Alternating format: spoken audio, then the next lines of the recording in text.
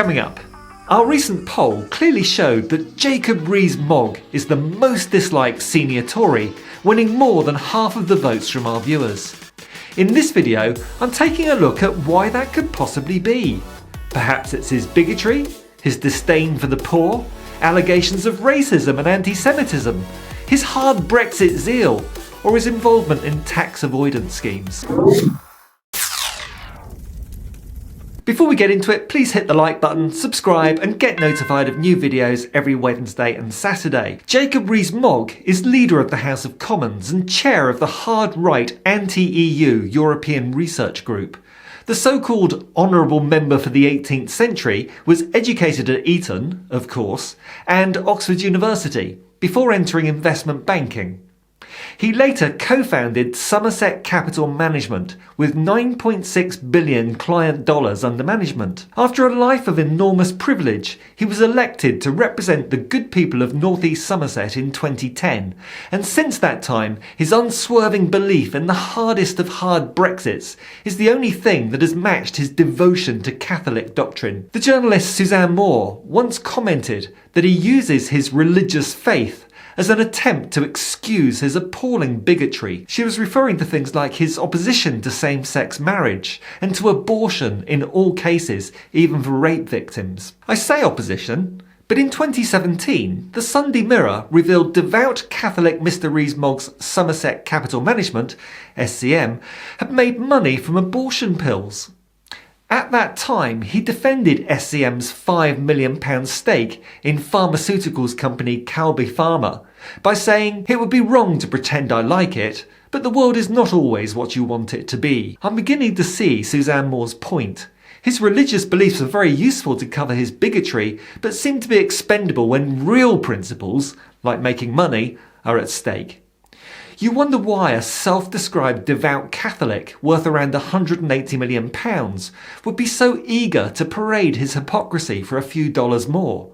But, like Donald Trump and Boris Johnson, Rees-Smug also proudly parades his wealth and privilege and appears to go out of his way to demonstrate just how incredibly out of touch he is with the day-to-day lives of ordinary people. For example, this is how he describes the rise of food banks during the last 11 years of Tory rule. To have charitable support given by people voluntarily to support their fellow citizens, I think is rather uplifting and shows what a good, compassionate country we are. Now, you and I might see that statement as sociopathic and uncaring, but it puts me in mind of the BBC's vox pop of voters in the recent Hartlepool by-election.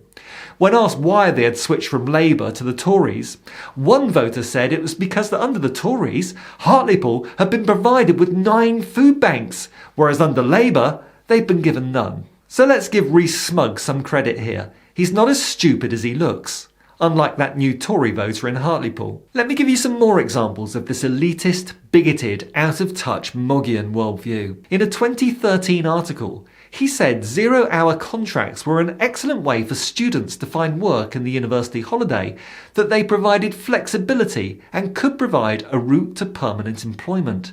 He added that the best way out of poverty was through employment. Ironic that in today's Tory-controlled gig economy, with its 0 hours contracts, a minimum wage way below a real living wage, plus employment protection rights that have been stripped away under the Tories, we now have the highest rates of in-work poverty in British history. Easy for him to advise on escape routes from poverty, having been born into a privileged life and sitting on a £180 million fortune. In 2014, he dismissed the sum of £250,000 of taxpayers' money spent on MPs' portraits, saying, "I'm all for saving money right, left and centre, but this is chicken feed." In 2020, he accused UNICEF of a political stunt after it announced for the first time in its 70-year history it would be providing food parcels to children in deprived areas of London. He said that UNICEF should be ashamed of themselves. This is what Labour's Zara Sultana said on Twitter. Disgusting. In Parliament, I just challenged Jacob Rees-Mogg about UNICEF having to feed working class kids in the UK. His reply? UNICEF should be ashamed of itself.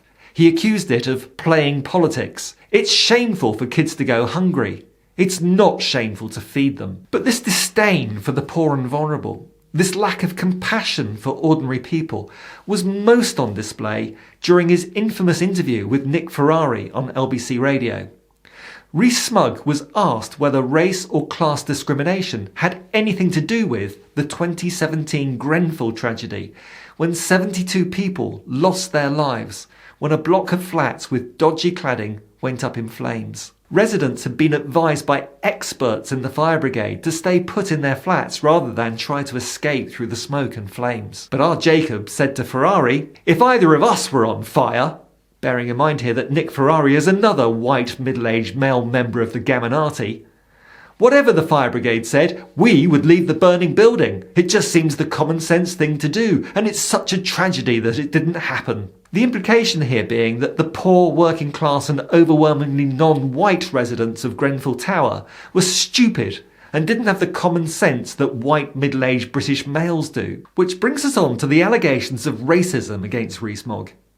In 2006, he criticised efforts by the then leader of the Conservative Party, David Porky Cameron, to increase the representation of ethnic minorities on the party candidate list, arguing that fulfilling quotas can often make it harder for the intellectually able, and that 95% of this country is white.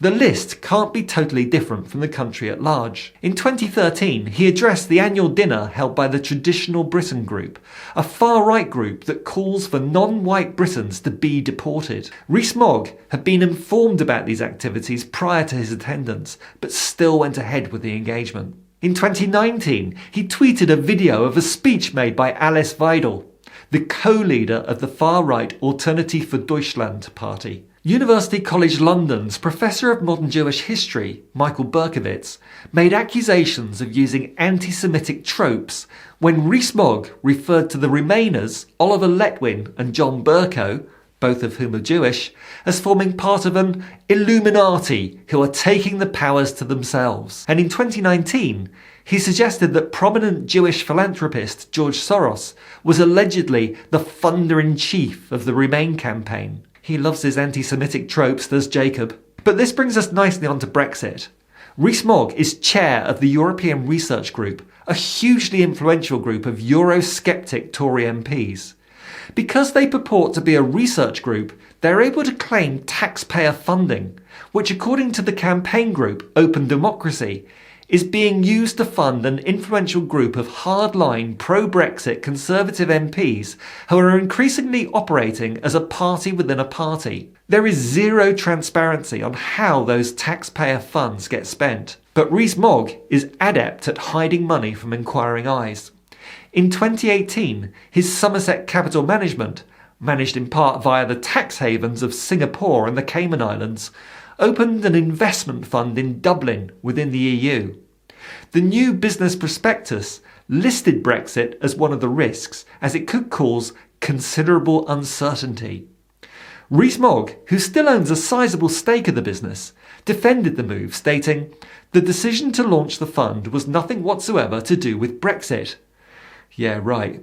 When interviewed by Channel 4 in March 2019, Rees-Mogg wouldn't answer suggestions that he'd earned £7 million as a result of the Brexit referendum. Sleaze and tax avoidance allegations swirl around him. SCM stated that market volatility following COVID and Brexit offered a once or twice in a generation opportunity to make supernormal returns. As most of us normal people are being hit by the financial and free movement consequences of Brexit, Rees-Mogg's SCM are buying into businesses where valuations have tumbled but should bounce back.